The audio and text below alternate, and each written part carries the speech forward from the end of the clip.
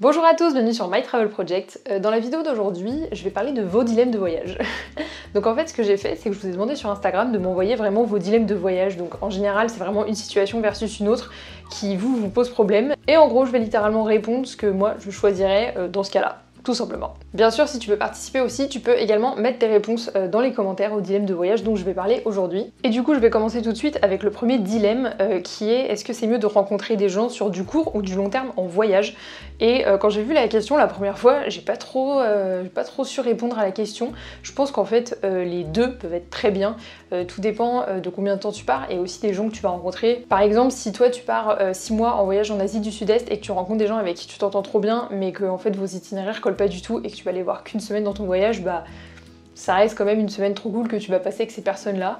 Donc je pense que je dirais plus du court terme parce que c'est plus comme ça que ça fonctionne. Je pense qu'aussi si tu rencontres des personnes avec qui tu restes sur du long terme pendant que tu voyages, à un moment donné peut-être que tu perds un peu ce côté authentique, pas authentique mais ce côté un peu spécial qu'il y a au fait de rencontrer les gens au voyage. Enfin, moi je sais que la plupart des gens que j'ai rencontrés pendant mes voyages qui soit sont restés mes potes, soit ont été des potes juste pendant le temps de mon voyage, c'était souvent sur des périodes quand même relativement courtes. Je pense par exemple à une Belge que j'avais rencontrée en Bolivie, avec qui j'étais restée 5 ou 6 jours au Salar de Uyuni, après à Potosí, c'était trop cool. Et pareil, pendant mon voyage solo, j'avais rencontré aussi une Hollandaise quand j'étais à Hue, avec qui je m'étais super bien entendue. Mais si ça se trouve, si j'avais décidé de continuer à voyager avec ces deux filles-là en Bolivie et au Vietnam, sur du long terme, peut-être qu'au bout d'un moment on aurait commencé à, je sais pas, genre ne plus du tout s'entendre parce que tu te rends compte qu'il y a moins d'atomes crochus, je sais pas, tu vois. Je pense pas qu'il y en ait un qui soit mieux que l'autre, mais je pense que je vais répondre genre des rencontres sur du court terme en fait, dans le sens où c'est la plupart du temps ce qui se passe en fait. Alors il y a mon ancien coloc,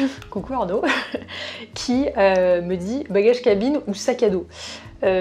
Sac à dos cabine, Arnaud, sac à dos cabine. Moi je voyage toujours en sac à dos et depuis 1 an et demi maintenant j'ai un sac à dos 40 litres, donc un sac à dos qui passe en cabine, donc je ne mets plus en soute, donc sac à dos cabine. Voilà, j'invente une troisième option. Alors le prochain dilemme est très spécifique parce que c'est possible ou impossible d'intégrer en 3e année à l'Université de Montréal. Alors j'ai envie de te dire que oui, je suppose, mais que je ne suis pas agent d'admission, donc je pourrais pas répondre à ta question. Je suppose que ça se fait parce qu'il y a des gens qui rentrent en cours d'année, il y a des gens qui rentrent en bac, il y a des gens qui rentrent en master, mais je ne suis pas agent d'admission, donc je pense que le mieux c'est de poser ta question au bureau des admissions ou au bureau des étudiants internationaux de l'Université de Montréal.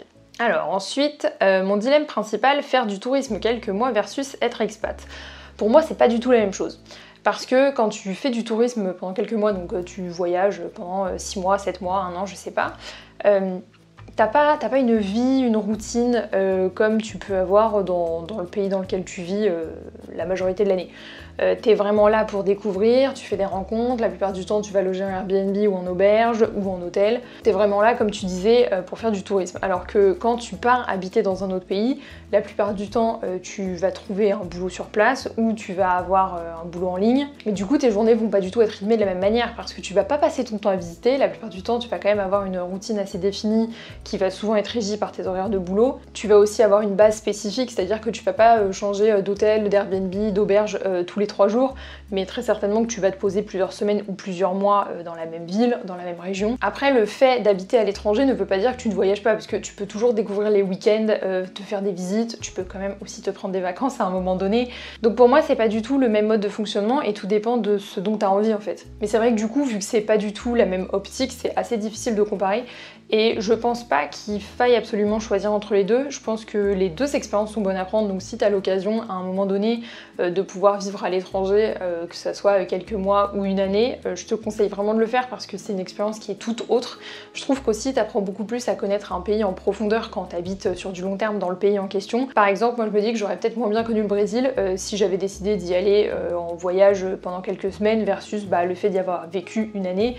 Même si en effet il y a des régions du Brésil que je connais bien moins que le Paraná, donc là où j'ai habité, je pense que ça m'a vraiment fait une grosse immersion culturelle que j'aurais peut-être pas nécessairement eu, enfin j'en sais rien mais c'est ma supposition, que si j'étais juste partie en voyage sac à dos. Donc pour moi les deux sont vraiment à tester mais sont pas comparables en fait. Alors la même personne avait un autre dilemme qui était partir longtemps en dépensant peu ou dépenser beaucoup en partant moins longtemps. Ah mais là, Fred, je pense qu'on part un peu dans les extrêmes, tu vois.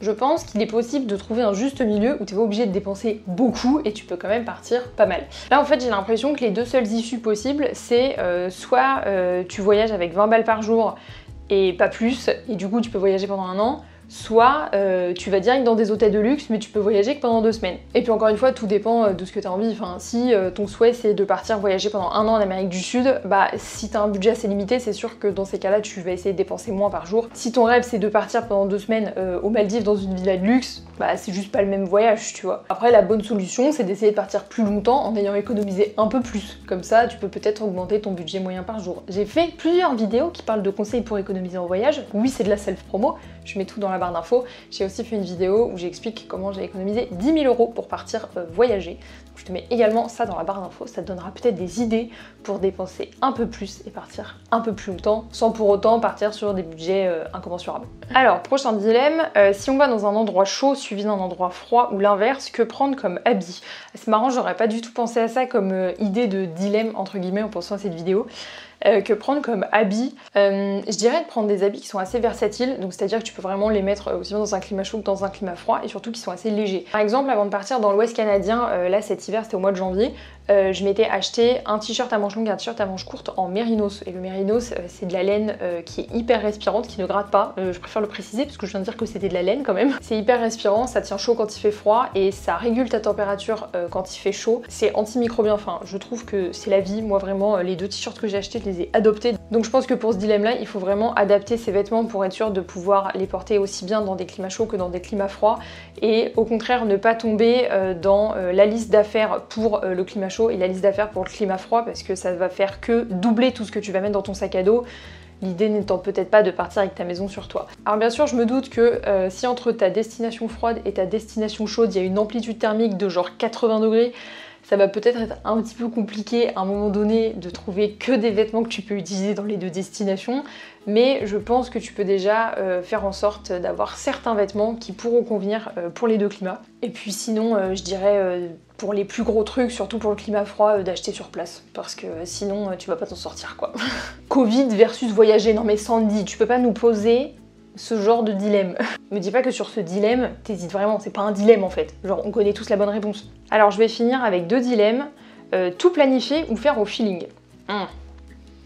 Donc je dirais tout planifier si tu pars en haute saison, parce que niveau hébergement et tout, c'est peut-être mieux de pouvoir réserver en avance plutôt que de se retrouver à la rue en gros. Et aussi, perso quand je pars genre 2 semaines, 3 semaines ou moins, je planifie tout, je planifie mes transports et mon hébergement tout en avance.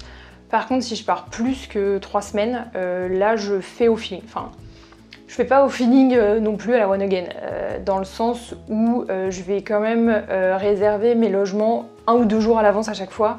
Je suis pas du genre à me ramener dans une ville et à faire le tour des auberges de jeunesse ou le tour des hôtels pour voir les prix, négocier et ensuite comparer. Je préfère quand même réserver 1 ou 2 jours à l'avance, ça me rend plus sereine. Donc si c'est plus de 3 semaines, je fais au feeling. Si c'est moins de 3 semaines, je planifie. Et enfin pour le dernier dilemme de cette vidéo, plusieurs petits voyages dans l'année ou un seul gros? Je pense que je dirais plusieurs petits voyages. J'étais en train de réfléchir parce qu'un seul gros c'est trop vague. Un seul gros c'est quoi? Est-ce que tu considères que gros c'est genre 3 semaines, c'est genre 1 mois, c'est genre 6 mois? C'est trop vague. Donc je préfère dire plusieurs petits plutôt qu'un seul gros. Comme ça c'est plus dilué sur l'année. Et plutôt qu'un seul et après le reste de l'année tu voyages plus, genre non. Je dirais plusieurs petits. Donc voilà, c'est tout pour ma vidéo sur vos dilemmes de voyage. J'espère que ça t'aura plu. Si t'as des idées d'autres dilemmes de voyage de ce genre, ou si toi t'as un dilemme de voyage, genre une situation de voyage à laquelle tu voudrais que je réponde et que je donne mes conseils, n'hésite pas à m'écrire tout ça dans les commentaires. N'hésite pas d'ailleurs aussi à me dire si t'aimes ce genre de vidéo, parce que c'était une grande première pour moi ce concept. En tout cas, j'espère que ça t'aura plu et nous on se retrouve bientôt dans une prochaine vidéo. Ciao!